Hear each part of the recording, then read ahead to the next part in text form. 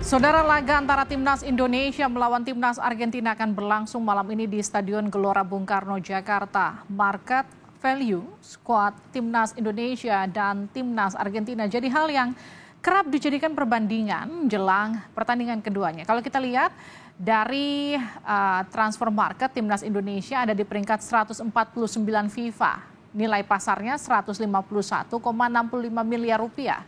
Sementara Timnas Argentina adanya di peringkat 1 FIFA. Punya market value ini fantastis, 11,24 triliun rupiah. Kalau kita lihat daftar pemain termahal di masing-masing timnas, ada Sandy Walsh, itu pemain termahal dalam daftar Timnas Indonesia. Market value-nya Sandy Walsh ini mencapai 34,76 miliar rupiah. Sedangkan di tim Tango Argentina ada Enzo Fernandez, ini jadi pemain termahal mereka. Market value-nya itu bahkan yang membela tim Chelsea itu mencapai 1,47 triliun rupiah. Kita lihat lagi, pelatih Timnas Indonesia, Da Sintayong, ini berjanji akan memberi kejutan dalam laga melawan Argentina malam ini. Seperti apa jalannya laga FIFA Matchday yang ditunggu-tunggu ini? Kita akan bahas setelah informasi ini. Para supporter memadati Stadion Gelora Bung Karno, Jakarta untuk mendukung tim Garuda menghadapi tim Tango Argentina di ajang FIFA Matchday malam ini. Mereka datang dengan membawa berbagai atribut timnas. Ada juga yang datang memakai seragam timnas Argentina. Pelatih timnas Indonesia Sintayong berusaha memberikan kejutan lewat penampilan timnas melawan Argentina. Menurut Sintayong, kejutan dan hasil pertandingan lawan Argentina tergantung kinerja pemain di lapangan. 저도 깜짝 놀라게 했으면 좋겠습니다. 솔직한 심정은 그렇지만 그건 제가 깜짝 놀라게 하는 것이 아니라 우리 선수들이 경기장 안에서 보여줘야 된다고 생각하고 있습니다. Sementara pelatih Argentina, Lionel Scaloni akan merotasi sejumlah pemainnya. Namun ia tak mau memandang Indonesia sebelah mata. Estamos contentos con todos, estamos contentos con la gente que ha venido nueva y esperemos darle oportunidad de jugar. No cambiará nuestra opinión por esos minutos. Pero la importancia se la damos también a los entrenamientos, a cómo se relacionan con sus compañeros y lo consideramos importante, no solo al partido. Ketua Umum PSSI Erick Thohir mengakui dari segi peringkat posisi Indonesia dan Argentina jauh berbeda.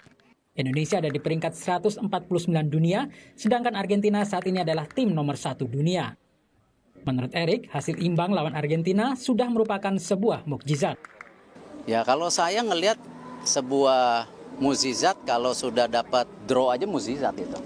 Kalau menang termuluk-muluk lah. Ya. Tapi amin. Ya kalau di atas teori semua pasti kalah.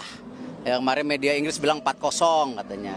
Ya tapi masa kita bilang ya kita membawa Argentina untuk kita kalah, nggak bisa begitulah. Ya kita harus coba yang terbaik. Meskipun hanya laga uji coba, kedatangan timnas Argentina memberi dampak ekonomi yang besar. Lembaga Penyelidikan Ekonomi dan Masyarakat Universitas Indonesia atau LPEM UI menghitung keuntungannya didapat dalam laga timnas Indonesia melawan Argentina. Menurut LPEM UI, ongkos untuk mendatangkan timnas level A yang berada di 10 besar peringkat FIFA seperti Argentina berkisar 5 juta dolar Amerika Serikat atau sekitar 74 miliar rupiah. Sementara perhitungan LPEM UI, total pembelian tiket sekitar 75,4 miliar rupiah.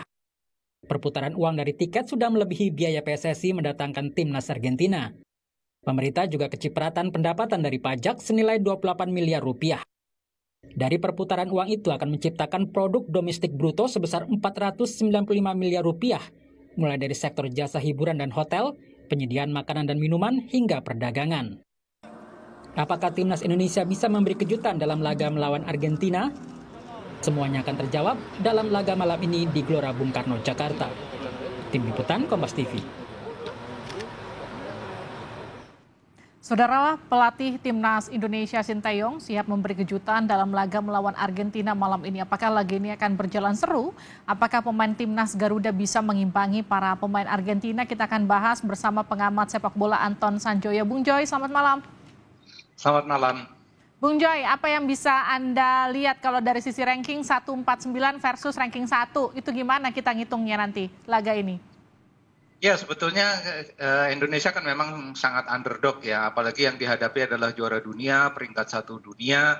Jadi menurut saya malah keuntungan ada di Indonesia karena meskipun main di depan publik sendiri bisa bermain jauh lebih lepas karena tidak ada satu orang pun mungkin yang mengharapkan Indonesia bisa menang. Seperti Erick Thohir bilang tadi kalau menang ya terlalu muluk lah. Jadi itu sebetulnya membuat beban di pundak pemain-pemain Indonesia itu rilis, lepas, bisa bermain lebih terbuka, bisa memperlihatkan semua kemampuan mereka tanpa takut kalah gitu loh. Jadi ini yang menurut saya nilai positif yang bisa didapat di Indonesia. Pemain Indonesia pun terutama pemain muda Pratama Arhan, Marcelino Ferdinand, Witan dan lain-lain itu bisa belajar banyak dari pemain-pemain yang very high profile dari pemain Argentina. Jadi bagaimana mereka melakukan pemanasan, merespon semua situasi pertandingan, bagaimana mereka juga dalam pertandingan itu kan banyak hal-hal yang sifatnya non teknis. Mereka bisa melihat bagaimana pemain-pemain yang punya nih market value begitu tinggi itu bisa menyesuaikan dalam setiap situasi pertandingan. Mereka akan bermain di udara yang sangat lembab dan itu yang akan menjadi challenge, jadi tantangan bagi pemain Argentina dan bagaimana mereka meresponnya itu yang sangat menarik. Dan itu yang bisa dipelajari dari Argentina. Dan pemain muda Indonesia harus bisa banyak belajar dari pertandingan ini. Kalau kita lihat dari pertandingan lawan Palestina kemarin kan Indonesia kelihatan main di bawah tekanan yang cukup besar begitu. Padahal mainnya di kandang sendiri. Ini gimana nanti lawan Argentina? Ya justru itu tadi saya bilang lawan Palestina mungkin ada tuntutan harus menang ya. Palestina kan di posisinya 100 besar, nggak jauh dari Indonesia gitu. Jadi kalau melawan Argentina kan terlalu jauh, 1 lawan 149 kan terlalu jauh gitu loh. Jadi memang harusnya sih pemain Indonesia lepas aja. Saya menyaksikan secara langsung Indonesia lawan Korea Selatan 2007 di GBK juga dan pemain Indonesia tuh tahu bahwa mereka tidak akan pernah bisa menang lawan Korea Selatan waktu itu, tapi akhirnya bermain sangat bagus, bermain sangat lepas, bahkan ketika mereka kalah pun penonton semua tuh berdiri bertepuk tangan melakukan standing ovation. Jadi rasanya melawan Argentina ini mereka bisa melakukan hal-hal yang luar biasa, bukan untuk menang mungkin ya, tapi untuk memberikan yang terbaik gitu loh. Bukan untuk menang tapi memberikan yang terbaik. Kita bisa melihat bagaimana cara Argentina bermain secara langsung dari mulai mereka pemanasan sampai trik dan juga komposisinya apa semua segala macam. Tapi yang kemudian jadi pertanyaan lagi lebih lanjut, manfaat lanjutnya selain itu manfaat langsungnya apa yang bisa ditangkap oleh para pemain kita? Gini kan Indonesia ini selalu kalau di FIFA Matchday beberapa pertandingan terakhir kan ketemu tim-tim yang tidak terlalu high profile. Curaçao lah, Burundi lah, terakhir Palestina lah. Jadi sekarang mereka ketemu Argentina yang fresh sekali sudah menjadi juara dunia baru pada bulan Desember lalu. Jadi bagi pemain-pemain Indonesia terutama mereka akan punya pengetahuan di dalam memorinya bahwa mereka pernah berhadapan dengan tim terbaik di dunia. Jadi ketika nanti melawan siapapun mereka tahu saya pernah berhadapan dengan tim terbaik di dunia. Jadi confidence mereka tuh naik gitu loh.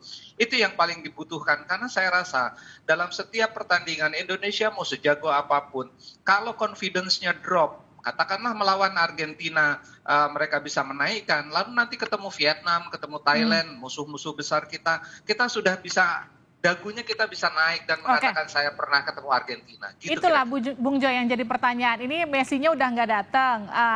Argentina meskipun tanpa Messi akan tetap jadi tim yang nomor 1. Tapi bagaimana kemudian menjaga mental para pemain kita untuk tetap tinggi?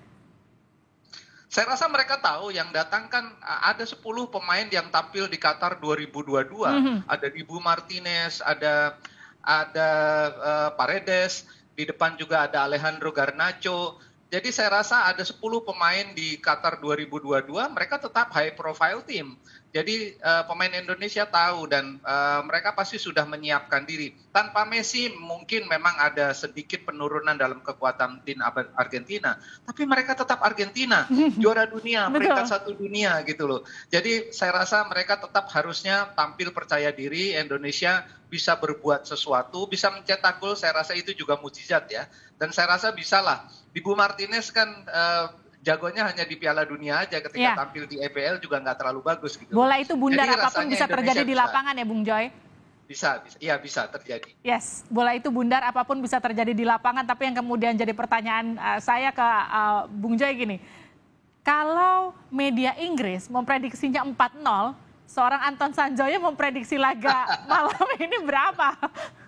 Ya, media Inggris pasti juga sudah menghitung ya, tanpa Messi, tanpa Otamendi, tanpa Dybala, tanpa Lautaro Martinez, tetap Argentina itu kuat gitu loh. Dan kalau mereka main setengah kopling saja, Indonesia juga pasti sudah kewalahan. Tapi 4-0 menurut saya ya angka yang menurut saya itu moderat lah.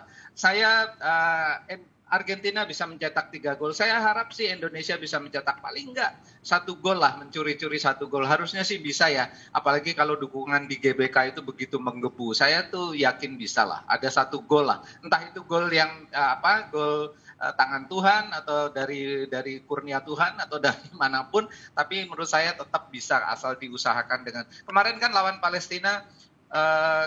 Kelemahan terbesar adalah di finishing touch, dan kalau saya rasa 2 hari ini mereka bisa perbaiki, lebih confidence, saya rasa bisa lah. Ya, bagaimanapun ini akan jadi pertandingan bersejarah karena pertama kalinya Argentina datang ke Indonesia, dan sebagai tuan rumah kita berharap pemain kita bisa bermain yang secantik dan seapik mungkin dan juga bisa membawa manfaat yang begitu banyak untuk progres ke depan sepak bola Indonesia. Terima kasih Bung Joy, Anton Sanjoyo telah bergabung bersama kami di Sapa Indonesia Malam.